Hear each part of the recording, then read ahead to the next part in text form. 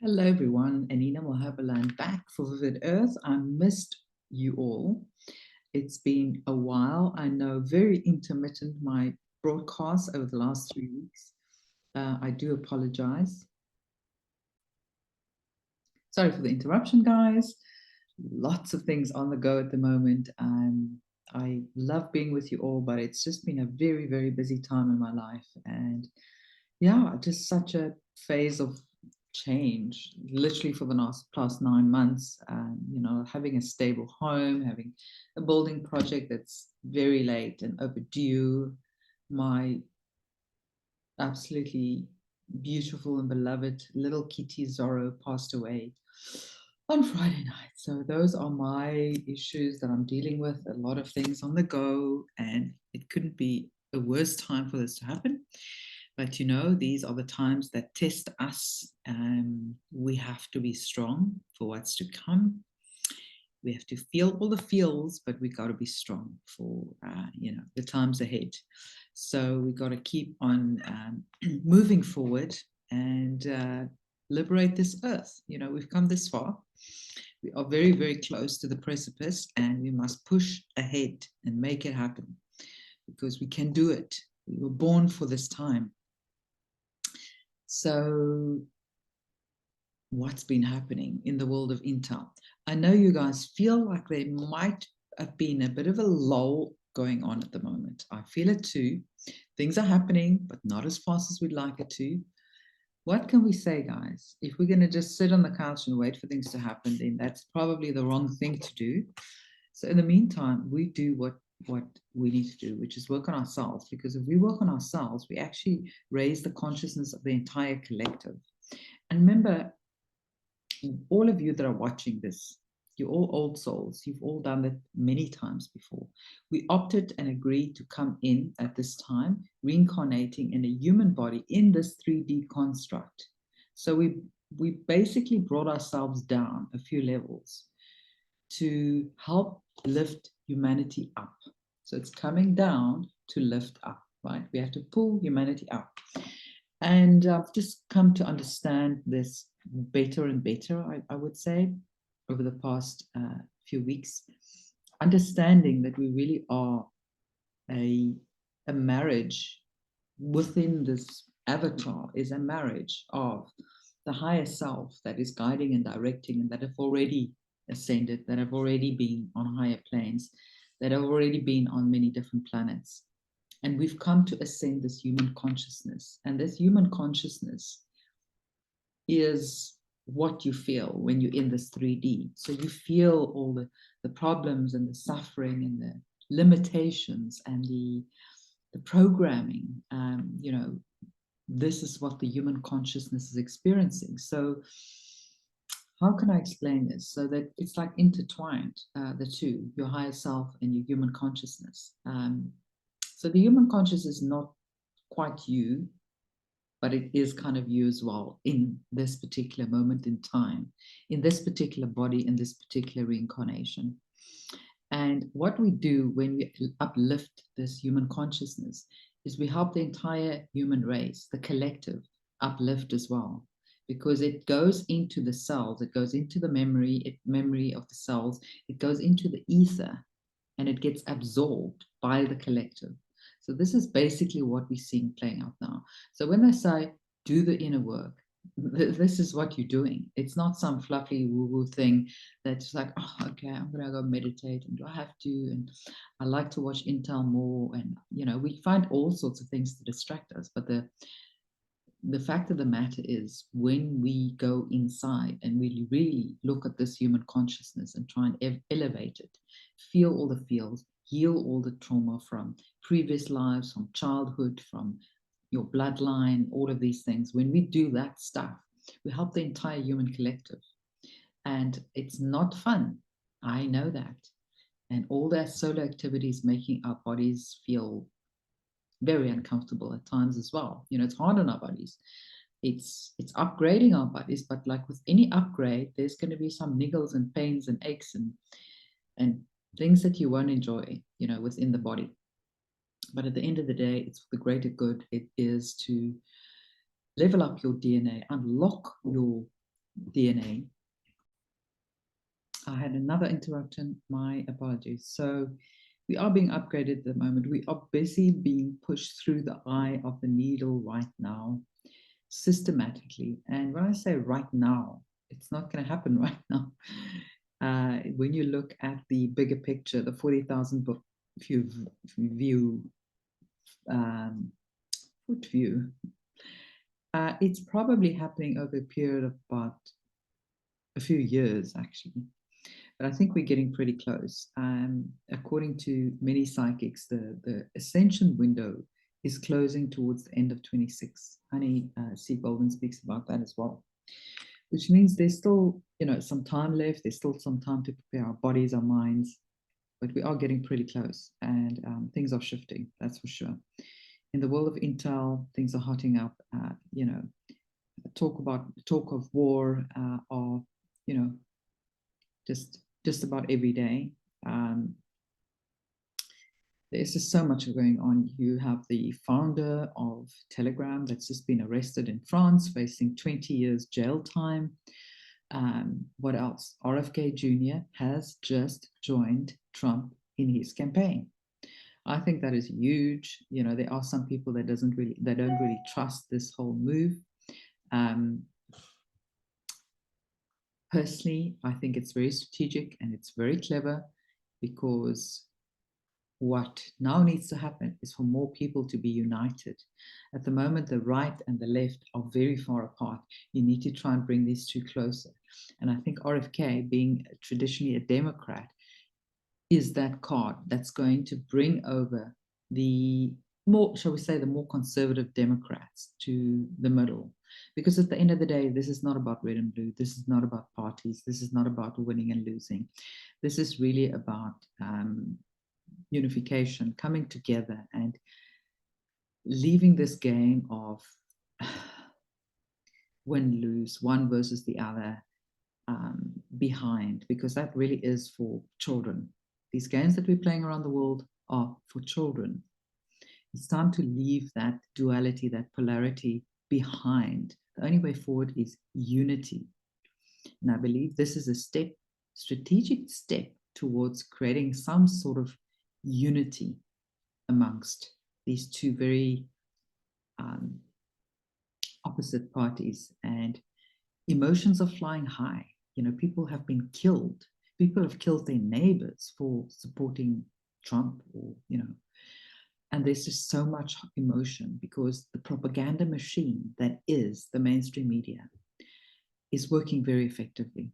It's not, in certain cases, it's been taken over, it's being used to assist the white hats in unbrainwashing the masses. But for the large part, they are still operating rogue, and they are still sowing division, pushing out false narratives, and spewing propaganda. And that creates, animosity and hate amongst people. The media is integral in that psychological operation to divide and conquer. That is a secret weapon in their toolbox, to divide and conquer. The media, they are the ones that get all the attention, and I include in that, social media, the big social media giants like Meta, TikTok, X, which we know is a lot more sort of uncensored right now. I think Telegram has gotten to the point where it's such a threat for the New World Order that they've acted against the CEO. And for me, I kind of get the feeling that it's a white hat strategy. Now, there are some people that feel that they can't trust the CEO. Pavel is his name. He's Russian, actually. Because he was once a young leader for the WEF. He's on their website, and they said that he's cabal.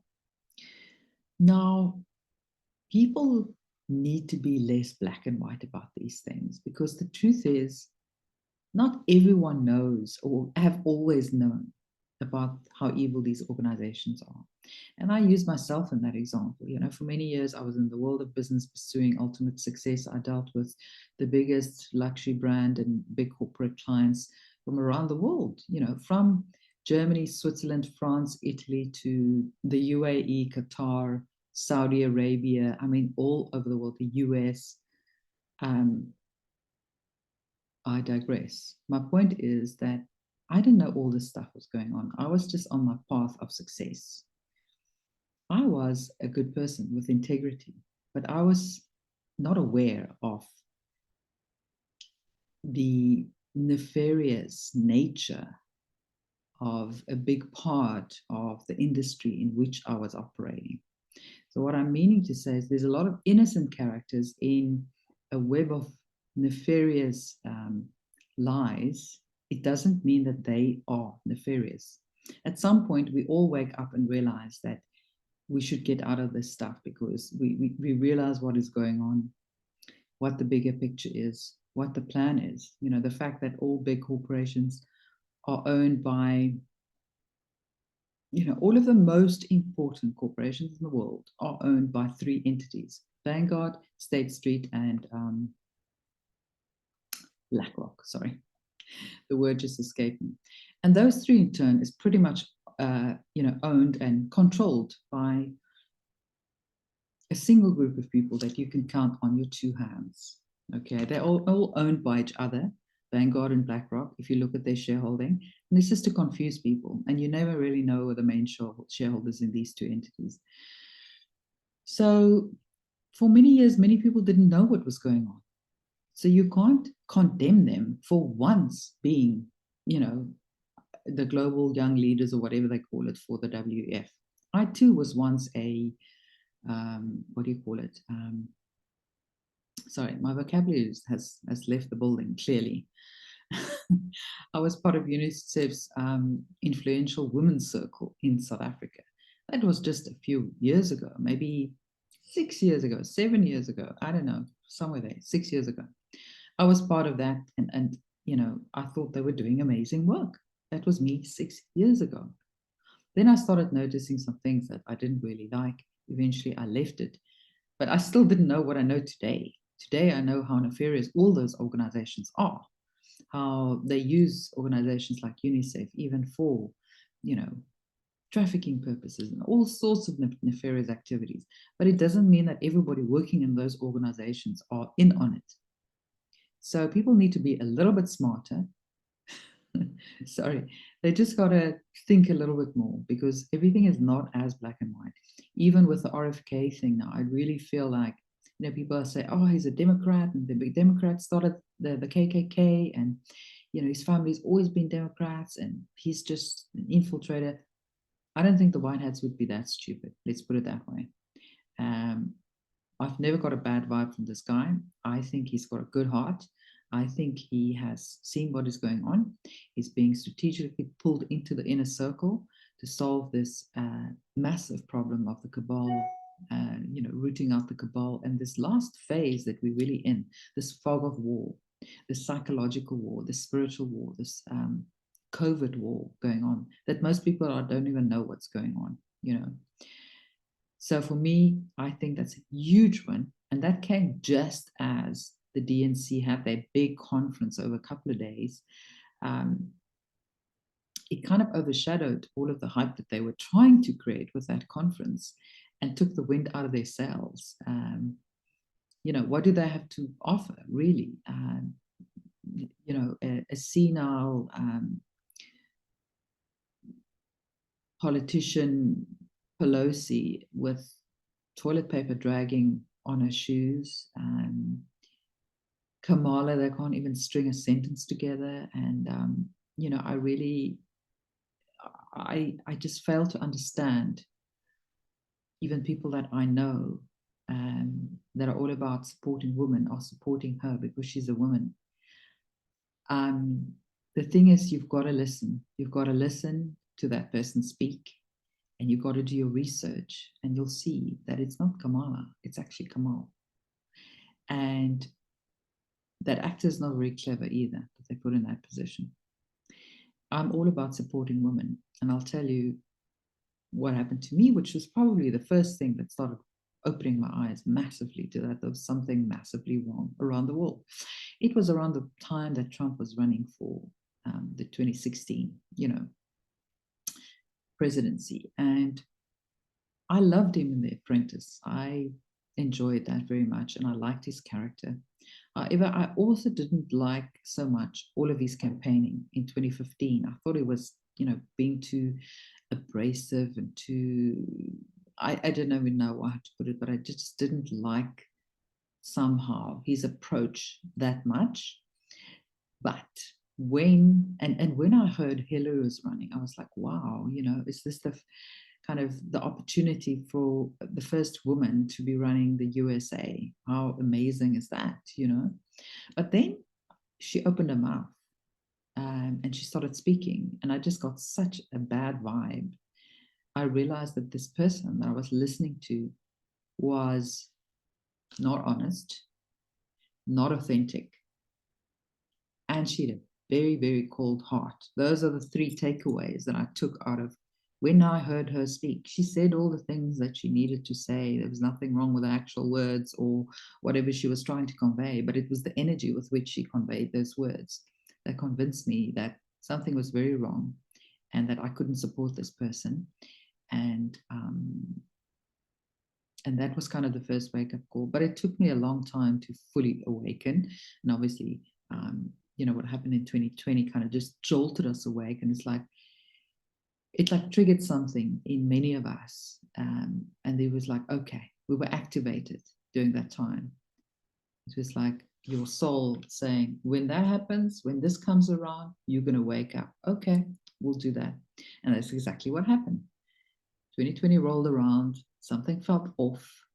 And, when they came with the jabby doos and how they were going to roll this out, I was like, something is off. And I started researching like crazy. And I know many of you did the same. And that was a big wake-up call for many of us. But, it happens in stages. And some very successful, educated people take a long time to wake up because this propaganda machine is working best on actually the most educated among society. I've always been a rebel. And also I was blessed with not only intuition, but ADHD. So I will just switch off. If there's something that doesn't make sense, like in school or in church, I used to just switch off because it wasn't resonating. It wasn't catching my attention. It didn't feel authentic. It didn't feel true. So I checked out.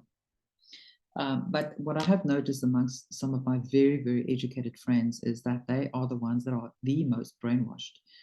And if you think about it, back in the day, it was kind of, if you wanted to be really clued up on what was going on in the world, you watched a lot of CNN and BBC, and that was like an admirable thing to do. So you could go to dinner parties and speak and have the political conversations and have these debates, and you knew what was going on in the world. And you just were really regurgitating everything that CNN was telling you, right? And these people truly believe they are the bee's knees, they are very smart, and they know what's going on in the world. Meanwhile, they are just victims of the propaganda machine.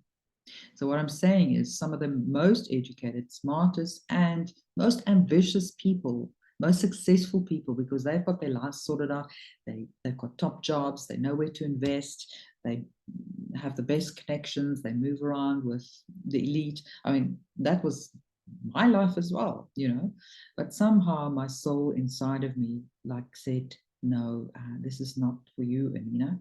You need to get out of this game. You don't need to prove anything anymore. And that's the moment when I realized I was almost relieved. I don't need to prove anything anymore.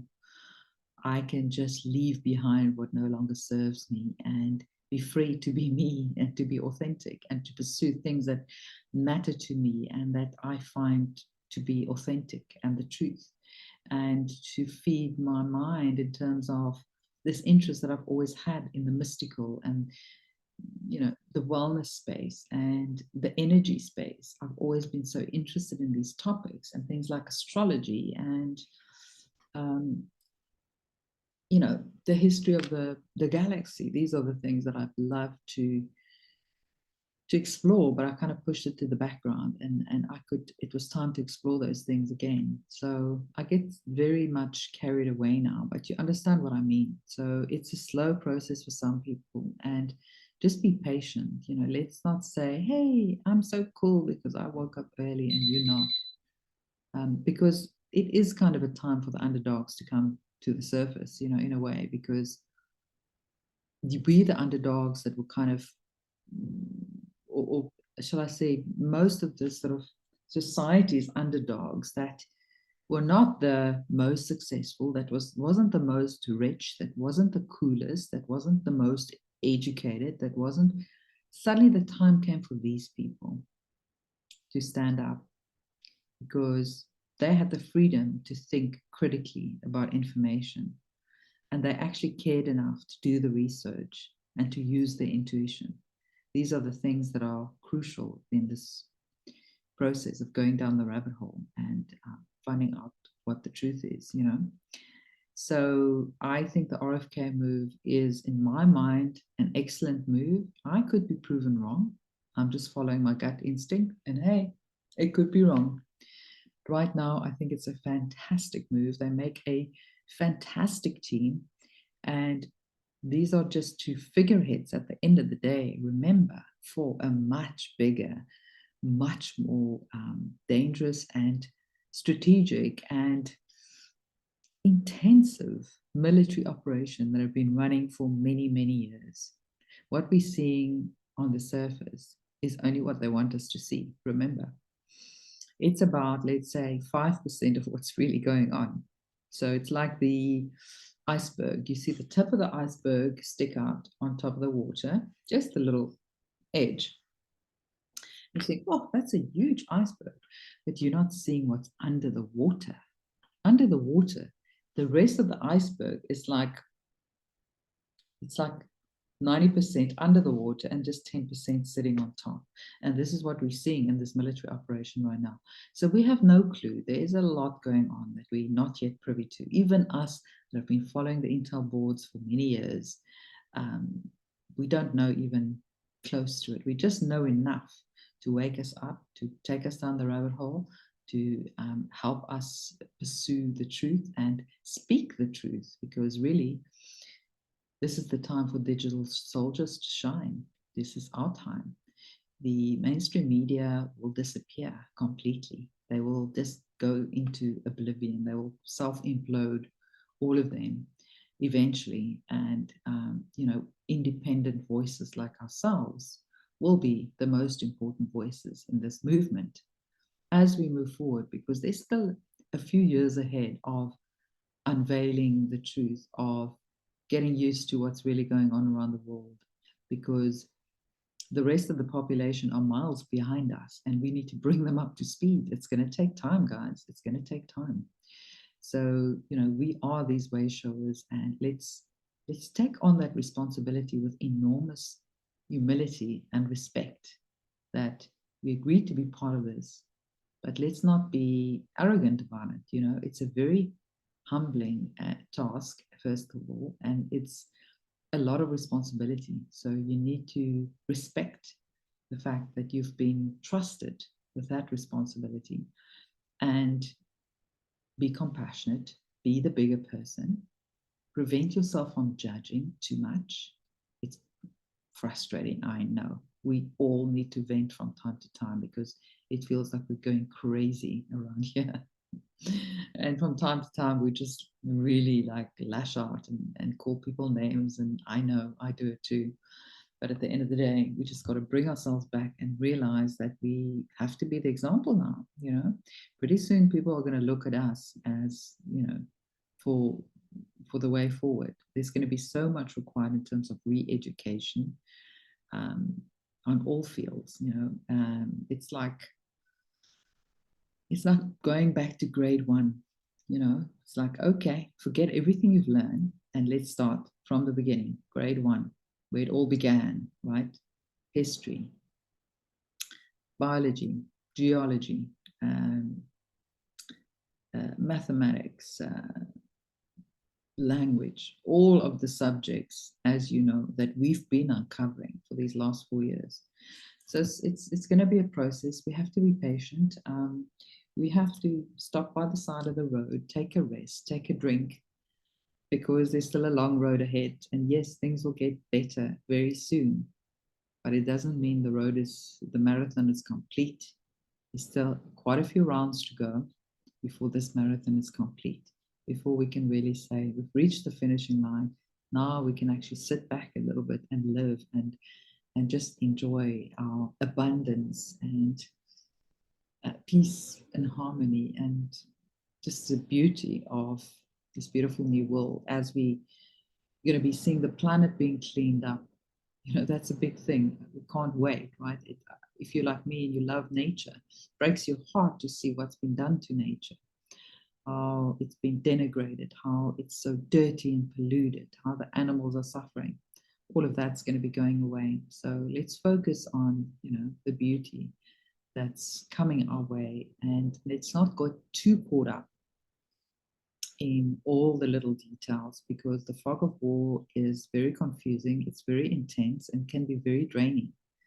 So pace yourself, and when you need to retreat and step back from the intel boards and just regroup and center yourself, then do that. But don't let it drag your vibration down, because that is the biggest mistake that you can make. Remember, we've got a planetary responsibility here. We're raising the frequency of the entire planet. It's a huge responsibility, and we've got to guard our own frequency with that level of importance and respect. And yes, we are going to drop from time to time. We are going to experience negative things, polarity, people passing away, animals passing away, difficult times. Yes, we're still going to have those. But we know that it's not going to drag down our frequency in the long run. These are short-term events that we'll experience, the pain that we will be experiencing, and then we'll bounce out of there again, back up. Yeah, we are the frequency soldiers of this globe. What a responsibility, guys. How exciting. And as we know, the financial markets are being propped up pretty much, very much artificially at the moment. So that's the only reason why it's not down in the gutter. Gold has spiked massively, which shows us that there's some people in the know that are buying up gold because they know what's coming, right? But things are gearing up. The Brics meeting will be held in October this year. At the moment, there are 159 countries, I believe, that it's dropped these kind of SWIFT system and decided to join Brics. They've obviously created their own payment system, their own currency, and I believe that the whole Project Sandman that we've been speaking about for years now, where it'll be the final moment when the majority of the world will drop the dollar, and they will not trade oil or anything else for that matter in dollar anymore. And that's going to be the final demise of the dollar. So right now, there are 159 countries set to adopt the Brics new payment system. If you think about the SWIFT and how time-consuming it is, it takes like 3-4 days just to send a payment overseas. Who earns the interest on that money during that time? Yep, you guessed it. And it's cumbersome. If we could use blockchain and just do an immediate payment to whoever we are sending it to, that's decentralized. Imagine that. So I'm just going to read this little insert here that was from another channel. I don't even know if I can say this word here because it's a bit sensitive here now, but the one that reads GESARA, that's the global one, and then there's the national one as well, which one I'm talking about. So it says, amid the alliance continued efforts to create a swift alternative economic alliance has sought to create its very own Brics payment system. It will play a major role in the alliance trade dealings, specifically allowing unilateral settlement to be done without the need for the US dollar. And that, by the way, is kind of separate from Project Sandman. But when those two join forces, it's game over. The move is poised to be vital for the bloc and participating nations, and it appears there will be a lot of them. According to one Russian official, there are already 159 countries seeking to adopt the payment system. That's like 70% of the world. With a potential launch coming in October, it could have massive global market ramifications. The past several years have seen the BRICS alliance committed to enhanced de-dollarization efforts. With the impact of Western sanctions on Russia, the move is a clear promotion of local currency and alternative settlement methods. Although many have been skeptical, there's no denying its popularity at this point. MCT has warned you ahead of time of this. I think that is a trust, Monte Cristo Trust. This came from William Liebenberg. He's actually South African that seems to know a lot about this Security and Reformation Act. You know which one I'm talking about.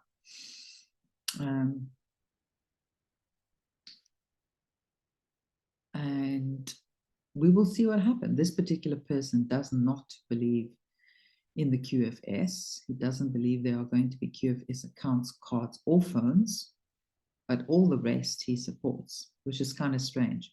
But you know, that's how we kind of, you know, it's having an open mind. It's never being married to one idea too much. When you find yourself married to one idea too much, it means your ego is attached to it. But if you remain open-minded and open-hearted, you will always have truth on your side.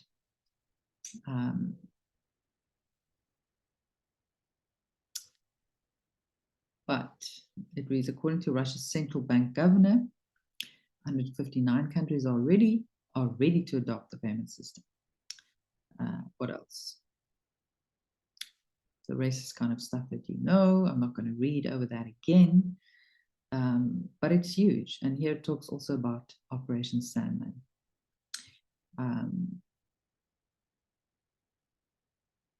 So this person says, in the meantime, you dig in, wait patiently, trust God, and focus on surviving till your money appears in your bank account.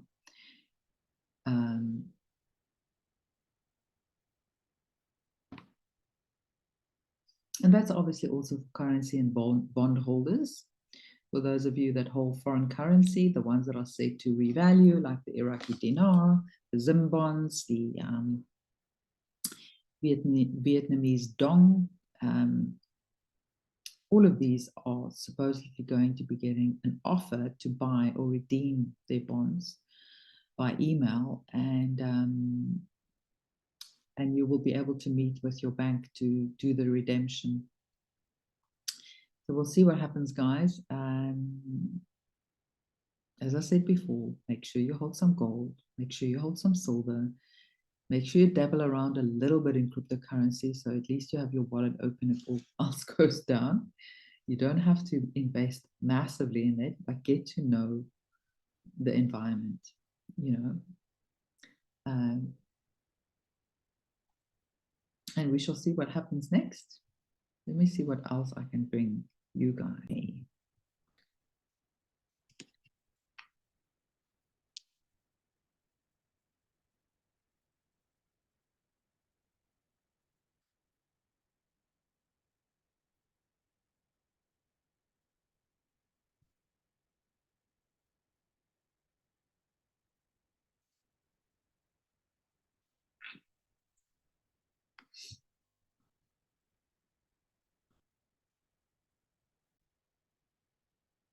Sorry, I had an interruption. I'm going to end this call. I'm sending you all much love. Speak to you soon.